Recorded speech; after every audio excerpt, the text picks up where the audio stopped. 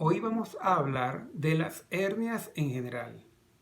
Las hernias ocupan un lugar muy importante en la economía del médico en general y en particular del cirujano. Estas son motivo de consulta frecuente en nuestros hospitales, bien sea como una situación de emergencia o simplemente como motivo de consulta electivo. Y vamos a comenzar por su concepto. La hernia se define como la salida de peritoneo parietal a través de un orificio natural acompañado o no de víscera. Las hernias la pudiéramos estructurar en el orificio propiamente dicho, el saco y su contenido, recordando que no necesariamente tiene o no contenido. Lo que la define es la presencia de el peritoneo parietal en su salida a través de un orificio natural. Vale la pena recordar que esto la diferencia de la eventración y la evisceración, que bien sea con peritoneo o sin peritoneo, salen a través de un orificio adquirido. Estas se clasifican en congénitas y adquiridas.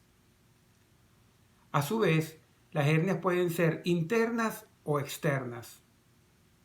Las internas pueden ser congénitas y adquiridas.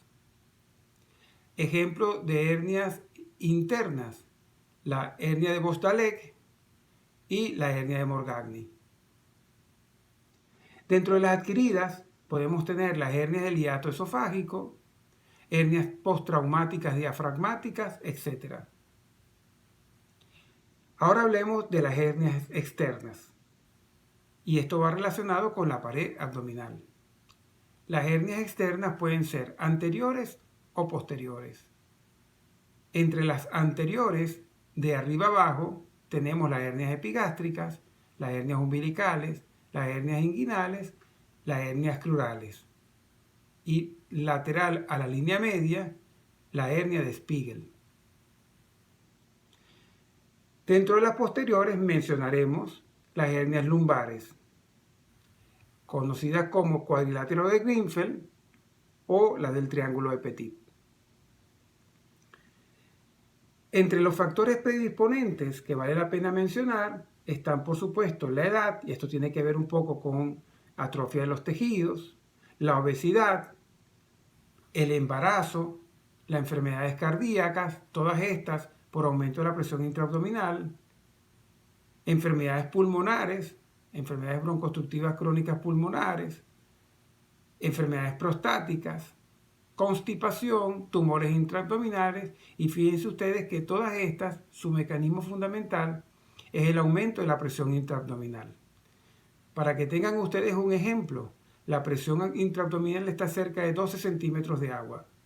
Solamente con la tos aumenta a 70 centímetros de agua.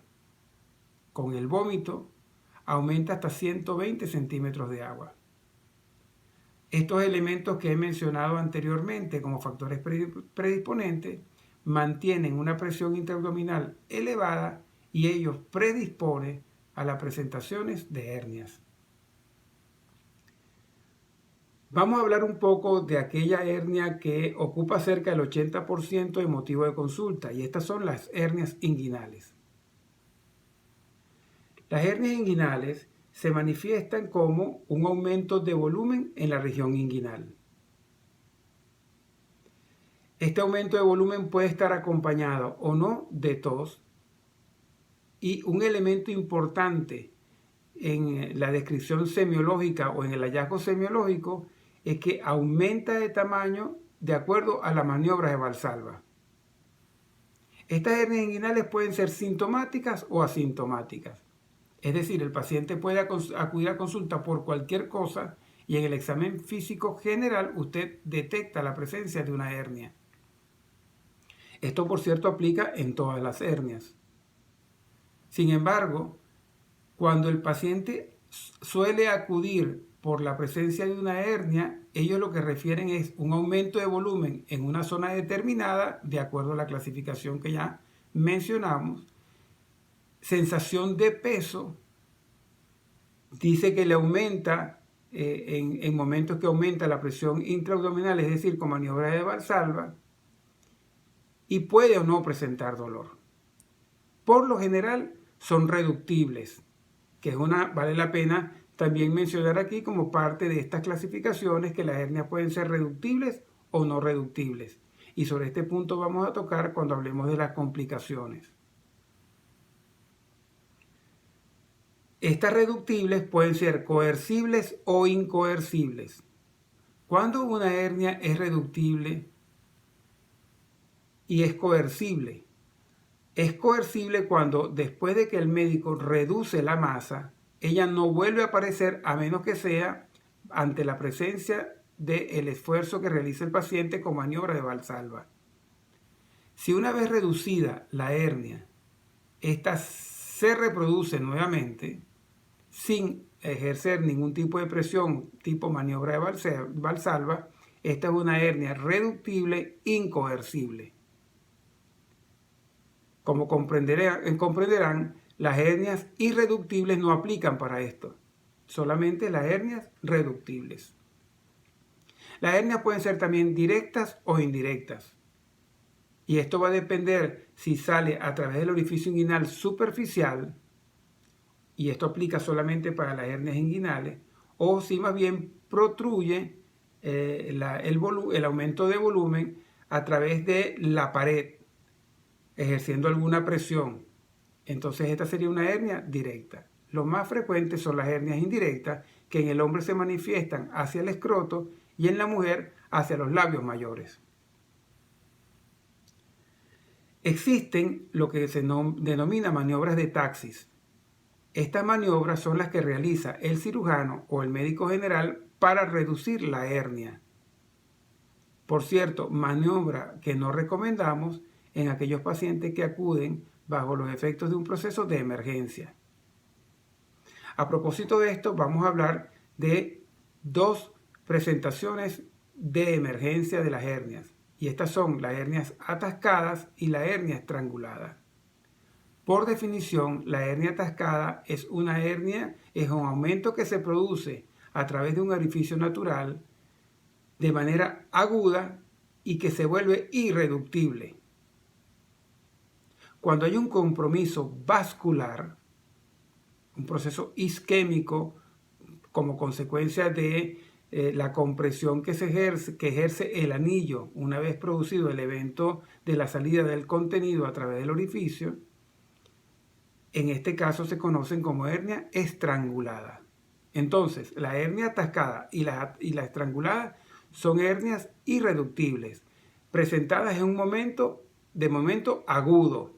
Es decir, el paciente no tenía el contenido fuera, realiza algún esfuerzo, sale el contenido a través del orificio y no lo puede reducir, acompañado de dolor. Cuando en este proceso ocurre isquemia, y eso clínicamente se manifiesta con aumento de la intensidad del dolor que refiere el paciente, ahí estaríamos hablando de una hernia estrangulada. Ciertamente algunos capítulos refieren que hay cierto eritema en la zona y desde el punto de vista del laboratorio un aumento importante de la leucocitosis, reflejo de la isquemia que se está produciendo en el contenido de la hernia posterior a la compresión del meso o el mesenterio en este caso podríamos poner, del intestino. Pero realmente en la práctica no es tan sencillo diferenciarlas. Ambas son irreductibles, ambas son dolorosas, ambas se producen bajo un evento de un esfuerzo, no se pueden reducir y en consecuencia pues es un paciente que debe ser sometido a intervención quirúrgica de emergencia. Probablemente en el acto operatorio pudiéramos determinar si se trataba de una hernia simplemente atascada o había algún compromiso, reversible o no, y en este caso sería una hernia estrangulada. Quiero dejar claro que en estos conceptos, el concepto de la hernia encarcelada, que también es una hernia irreductible, pero es de un mayor tiempo de progresión, yo la diría como de un proceso más crónico, en donde se establecen adherencias firmes entre el saco herniario y el anillo. Entonces es un paciente que tiene tiempo con el contenido fuera del orificio, irreductible, por lo general no doloroso, y en consecuencia pues no es una emergencia. Esta se conoce como hernia encarcelada. Para llegar al diagnóstico, evidentemente, tenemos los elementos clínicos fundamentales, que repito, son aumento de volumen en los sitios específicos de las hernias que ya he mencionado, y me estoy refiriendo ahora a los de la pared abdominal, bien sea epigástrica, umbilical, inguinal, crural o lumbares. Puede o no haber dolor. Se exacerba o aumenta el volumen con las maniobras de Valsalva. Y bueno, por supuesto, como método diagnóstico de elección, ante cualquier duda tenemos el ultrasonido de partes blandas, que además, recuerden ustedes que es un estudio dinámico. El radiólogo, cuando examina al paciente desde el punto de vista del ultrasonido, le solicita al paciente que puje, no puje, etc. Y él puede ver claramente cómo se va movilizando un contenido a través de un trayecto en donde está, del cual se esté conversando, bien sea umbilical, inguinal, crural, etc. En cuanto a los diagnósticos diferenciales, vale la pena mencionar, sobre todo con las hernias inguinales, el hidrocele, el quiste de cordón, las adenopatías, sobre todo en las hernias crurales. Hay un aumento de volumen en la región crural y en ocasiones se confunde con adenopatía y probablemente se trate de una hernia crural atascada. Los tumores, la pubalgia, el dolor que muchas veces el paciente describe cuando va a la consulta, muchas veces es confundido y es referido para nuestra consulta como que se tratara de una hernia.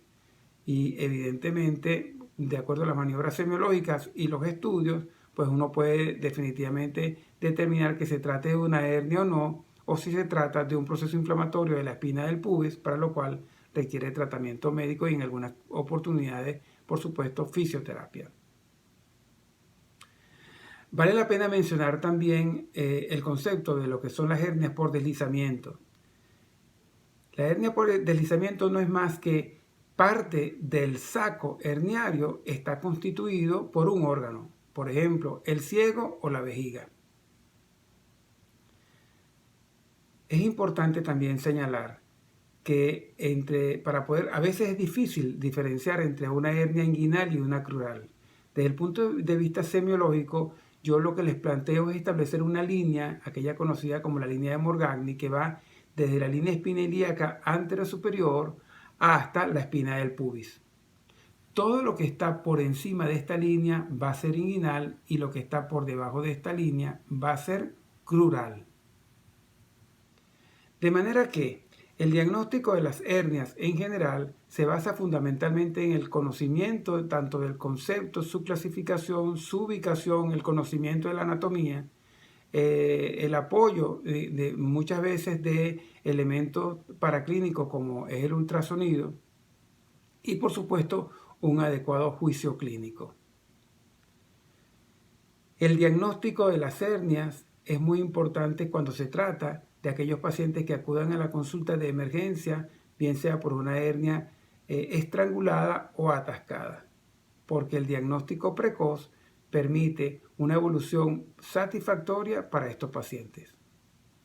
En cuanto al tratamiento, el tratamiento siempre es quirúrgico y consiste en realización de cirugía abierta o cirugía endoscópica. Sobre el capítulo de la cirugía endoscópica o cirugía abierta lo dejaremos para otra oportunidad en vista de que estamos tratando de abarcar inicialmente los aspectos semiológicos de las diferentes patologías quirúrgicas. Les recuerdo que cualquier duda la pueden canalizar a través de mi Instagram @drhectorcantele o mi correo electrónico drhcantele@yahoo.es.